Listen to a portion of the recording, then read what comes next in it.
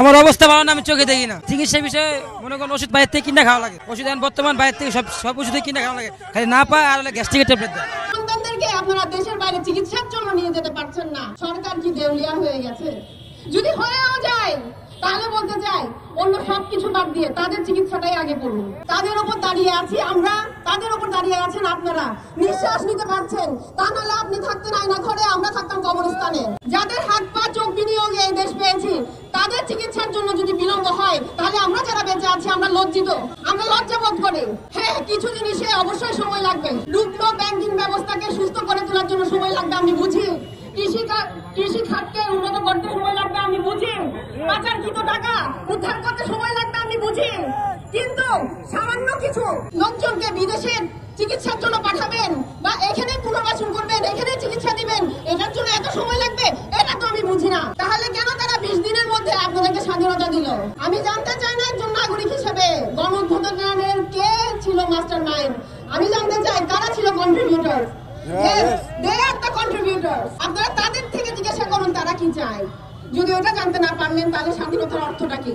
তাই আমি আপনাদের কাছে, প্রশাসনের কাছে, ইন্টারিম গভর্নমেন্টের কাছে, যিনি উপদেষ্টা হিসেবে আছেন তার কাছে একটাই আবেদন করছি, আমার সন্তানরা, আমার ভাই বোনরা যাদের বয়স খুব কচি, যারা এই পৃথিবী আরো দেখতে পারতো, যাদের বয়স সুখের, যাদের বয়স পড়ালেখার, ছুটে বেড়ানো, তাদেরকে সুস্থ করে তোলার জন্য আপনি আপনারা দেখতে পাচ্ছেন যে আমরা এখানে আসছি আহতরা।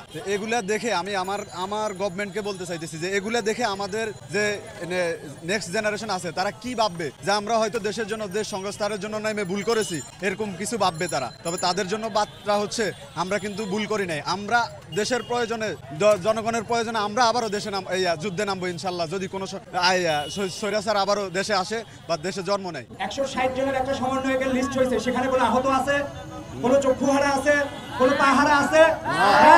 তাহলে পাহারা এরা কি অপরাধ করছে?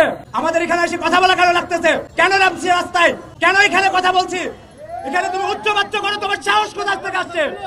তুমি চোখ হারাও নাই, তুমি পা হারাও নাই, আমি হারাইছি, ওরা হারাইছে। তোমাদের এখানে কথা বলার অধিকার নাই। তোমাদেরকে কথা বলার অধিকার দেওয়া হয়েছিল, সেই অধিকার তোমরা হারিয়ে ফেলেছো। আমাদেরকে ফোর্স করবে না, আমাদেরকে ফোর্স করবে না, বিনীতভাবে অনুরোধ জানাচ্ছি, বিনীতভাবে।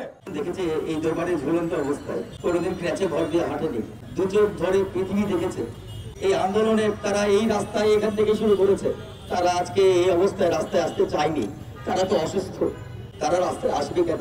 আজকে আমাদের এই যে প্রক্রিয়া চলছে চিকিৎসার, সেখানে সুষ্ঠু পরিকল্পনার অভাব, সেখানে সমন্বয়হীনতা দেখতে পাচ্ছি আমরা, যার কারণে আজকে এই ছেলেগুলোর সুষ্ঠু চিকিৎসা হচ্ছে না। যে চোখের চিকিৎসাটা আজকে হওয়া দরকার, সেটা যদি আপনি 1 মাস পরে করতে যান, তার রেটিনার কোনোদিন ফিরে পাবেন না। যে নেপালের ছেলেগুলো আমাদের এখানে পড়ালেখা করে নেপালে গিয়ে ডাক্তার হয়, সেই নেপালি চিকিৎসকগুলোকে নিয়ে এসে যদি আপনি এখানে দেখাতে চান যে তাদের দ্বারা, এক্সপার্ট চিকিৎসক দ্বারা চোখের চিকিৎসা করা হচ্ছে, তাহলে আসলে ভুল হবে। কারণ তারা তো আমাদের এখান থেকে লেখাপড়া করেছে, একই ধাঁচের, একই মানের তারা চিকিৎসক। আমরা স্পষ্ট বলতে চাই, আমার ছেলেরা রাস্তায় থাকতে চায় না, তারা এমনিতেই পঙ্গু হয়ে গেছে, আরো অনেক ছেলে ওয়েট করছে পঙ্গু হওয়ার জন্য।